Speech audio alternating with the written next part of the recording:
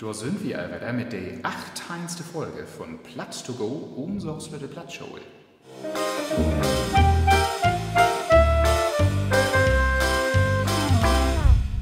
Moin, wir besuchen heute mal den lieben Kollegen Marco Reimers. Der probt nämlich da drin auf einer unserer Probebühnen.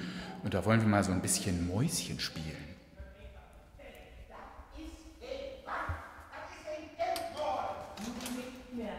Nun ist das ein hupengläubiger Arsch. Ich will, dass ihr das will. Aber da was ich nicht mit da kommen, das wird ihn noch spielen.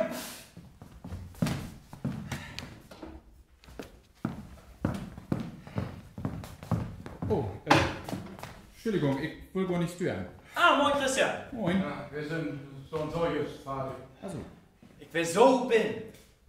sag mal, aber wo ich jetzt hier bin, Marco, hast du vielleicht Lust, so ein bisschen mit mir zu schnacken? Ja, Platz sehr to go? gern. Klar. Wir schuben uns die Bank hierher und morgen uns das bequem. Was sagst du? Ja, super, klasse, so muck wieder. Wunderbar.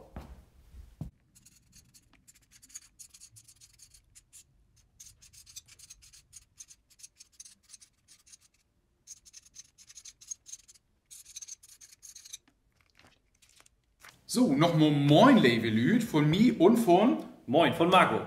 Marco. Marco ist Schauspieler hier an Hus und das ist nicht das Einzige, was wir zusammen habt, nämlich, wir werden bald auf die sylvige Schauspielshow. Richtig, genau. Und da hört er noch lange nicht ab. Du übernimmst bald auch noch einen Roll von mir. Richtig. Und zwar ein Mann mit Charakter. Ein Mann mit Charakter, mit Heidi Mahler, ein unser Klassiker. Da warst du mir einen Roll übernehmen. Richtig. Und das ist immer noch nicht eins, denn du bist Native Speaker. Richtig, so sieht das gut. Von zu Hus. Von to Hus ut. Sag mal, da sind wir ja bald zum Bieten Exoten hier in Hus, kann ich mal sagen, ne? Das stimmt, ja. Kannst du, wo kommst du denn her? Vertell doch mal für die Leute, wo ist das wie die Aflopen? Nehmen kommst du her und wo kommt das, dass du Platznacken da ist? Mit den bummelig Wurfiguren? 31, kann man so sagen. 31. Hab ich nicht gehört. Genau, ich bin Marco Reimers, ich komme aus Totten, das ist bei St. Peter-Ording in Nordfriesland, ob Eiderstedt.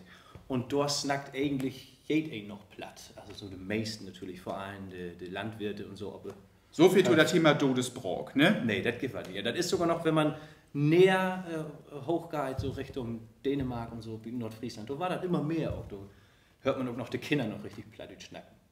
So, und bei uns zu Hus wäre das einfach immer da, das Plattdeutsch. Mit Oma und Opa sowieso. Vordern schnackt auch noch Platt mit uns. Und wie versorgt ihr auch ein bisschen Bito beholen, das wie zum Beispiel, wenn ich mit meinen Cousins telefoniere, dann schnackt wie immer auch Platt. Auch vor allem, wenn wir irgendwo in Hamburg in der Bahn sitzen oder so, dann machen wir noch Spaß. Und dann kicken die Leute immer, was habt ihr denn für? Das ist auch so wichtig, wirklich, glaube ich, dass wir Plattdeutschen wirklich bewusst Plattdeutsch snacken do. Denn wir snacken so viel Hochdeutsch an Dach. Und dann ist das manchmal so, dann snackst du auch auf Hochdeutsch wieder und sagst dir immer, warum snackt wir bald eigentlich Hochdeutsch miteinander? Ja, genau. Das ist doch wirklich komisch. Ja, oder eigentlich muss ein Sektor wirklich zwingen, sagen, nee, wie snackt Plattdeutsch so? Richtig. Ich versuche dann auch, die Kinder so ein Betten mitzugeben, aber meine Tochter ist so jetzt und so ein Alter, der will das nicht so unbedingt. Sagt, na, red ordentlich. Und dann, das ist so, wieso das denn? So schnackt wie ihr Aal, aber das ist dann, sagt dann mehr der Abgabe von Oma und Opa, das dann vielleicht noch Betten mitzugeben. Genau, das wäre nämlich meine nächste Frage west. Wo ist das bei dir zu Hus? Du bist ja auch dürftig, glaube ich, sagen, verheiratet. Ja. Ne? Und bist auch Vater. Und wo ist das in jo junge Familie mit Plattdeutsch und Hochdeutsch? Also mit meinen Öllern schnack ich noch Plattdeutsch, vor allem mit meinen Vatern. Aber mit meiner Frau, du, wie schnack eigentlich Hochdeutsch miteinander. Denn sie hat das nicht so wirklich lehrt von zu Hus. Sie kommt auch von der Ecke, aber so mit meinen Schwiegeröllern schnack ich auch noch platt, mit Schwiegermutter und mit Schwiegervater. Aber meine Frau, der ist so nicht rankommen. So. Herweg auch zum Beten Ruth hört, du sagst, du bist Befoder, ne? Ja. So, das ist noch so wirklich so das Klaus-Groth-Platt, oder denn Klaus Groth, das ist ja auch so ein Beten meist so die Richtung. Klaus Groth, der plattdeutsche große Dichtersmann, der kommt ja aus der Gegend.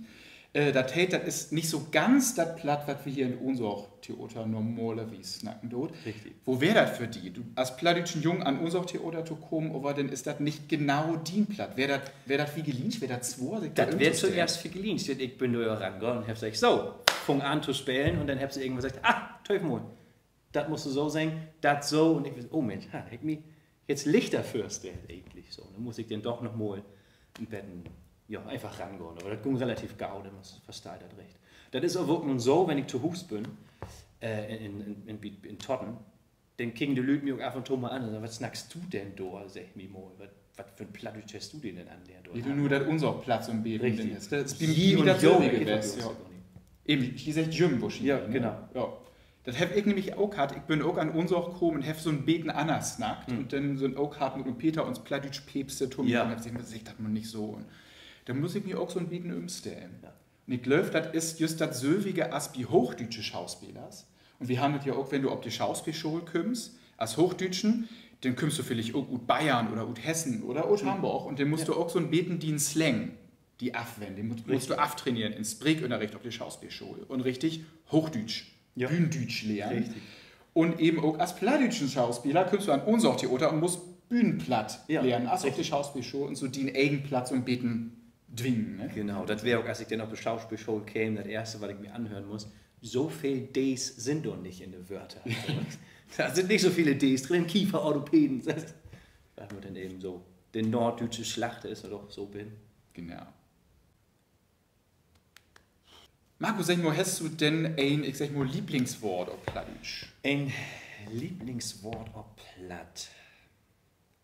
Das gibt so Wörter wie Figelinsch, die sind auf Platt einfach schön, aber das ist ja kein eigentliches bloß plattdeutsches Wort so, aber so manche Wörter, die man so auf Platt oder auf Hochdeutsch sagt, die sind auf Plattdeutsch einfach schöner, wie zum Beispiel Figelinsch oder kommodig ist auch so. Kommodig, das ist eigentlich ein schönes Wort. Sind Arbeit eigentlich Fremdwörter, aber das sind natürlich bei nicht plattmogt sozusagen. Ja, genau. Ne? Aber das ist so, das sagt man ja immer so. Das ist kommodig. So, dann kommen wir nu zu uns Fundstück.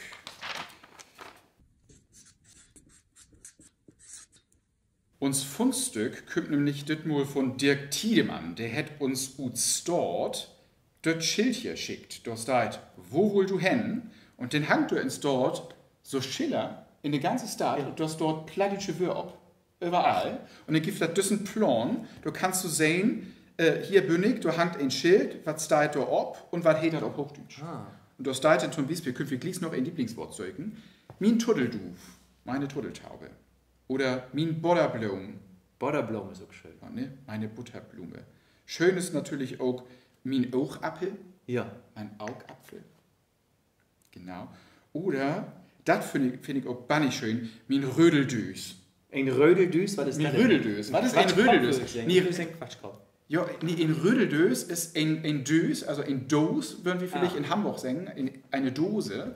Und der rödelt so ein Knallerbüchse ist hier der Übersetzung. Ja, ne? Okay. Also, Gummifest sind das vielleicht auch gesagt, so ein Hutschefiedel, so ein oled Auto, so ein Rödeldös. Ein Rödeldös. Kann ich auch sagen, ne? So ein Rödeldös, war nicht schönes Wort.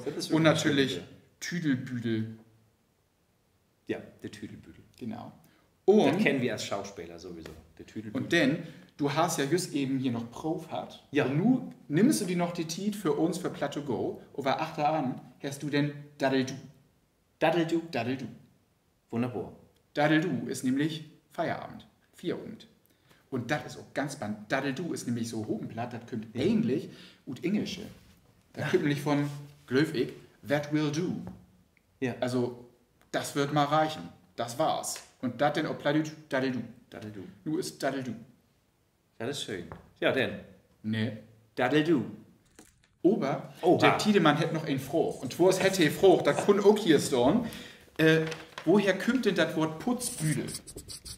Was ist ein Putzbüdel? Putzbüdel ist ein Putzteufel. Ein Putzdüvel, ja, aber ein Putzbüdel. Was ist denn ein Putzbüdel? Ein Putzbüdel. Der Putzbüdel, das würde ich sagen, das ist so der Ammer, wo dann alles rinkommt oder sowas, oder? Auch nicht schlecht. Der Putzbüdel oder auch einfach der Putzer ist der Friseur. Ach, ich muss heute noch ein Putzbüdel. Ich will heute ein Putzbüdel. In der Maske hätten sie mir die Uhr nehmen. Ich muss mal wieder. Du musst mal wieder, ne? Ich will wie ein Putzbüdel. Worum hält das auch platt Putzbüdel? Das ist gar nicht so kompliziert. Putzen hält eben saubermogen, aber auch feinmogen und schmücken und schickmogen. Ja. Das ist einfach Putzen. Und darum hält der Barbier oder der Friseur auch platt auch einfach der Putzer. Und Büdel, das Gift hat wie auch einmal verklort, ob platt nicht fehl. Ja. Da hätte dem Mensing, das schleswig-holsteinische Wörterbuch, so schön erklärt. Der Büdel bezeichnet den Menschen, also der Beutel, den Menschen wie ein Gefäß, das von einer Eigenschaft gefüllt wird. Das ist schön. Das heißt, dem Mensch ist denn ein Büdel Da kommt ihn hin. Was kriegen wir hier Besuch? Schlechte Timing. Ja. Da ist live, da ist Theater. Ja.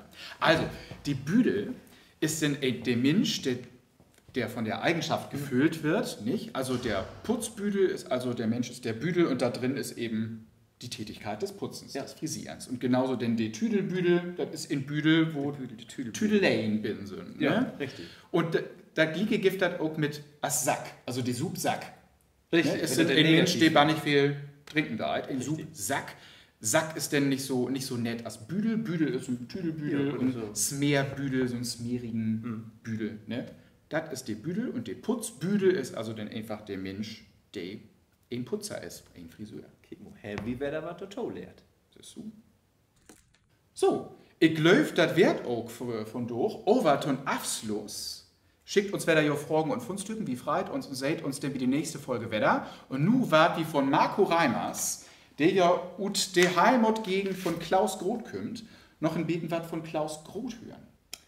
Min Modernsbrock, wat klingst du schön, wat bist du mi vertraut, wer auch min Hart ut Stahl und Stein, du triffst den stolten Rot.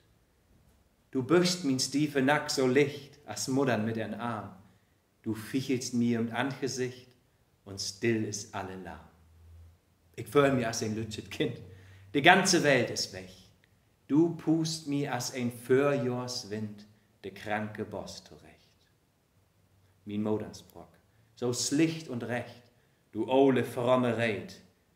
Wenn bloß ein Mund min Vadern secht, so klingt mi as ein Bet, so hillig klingt mi kein Musik und singt kein Nachtigall. Mi löbt je Glicks in Augenblick, der hellen Traum hindol. Holt ihr fuchtig. Tschüss.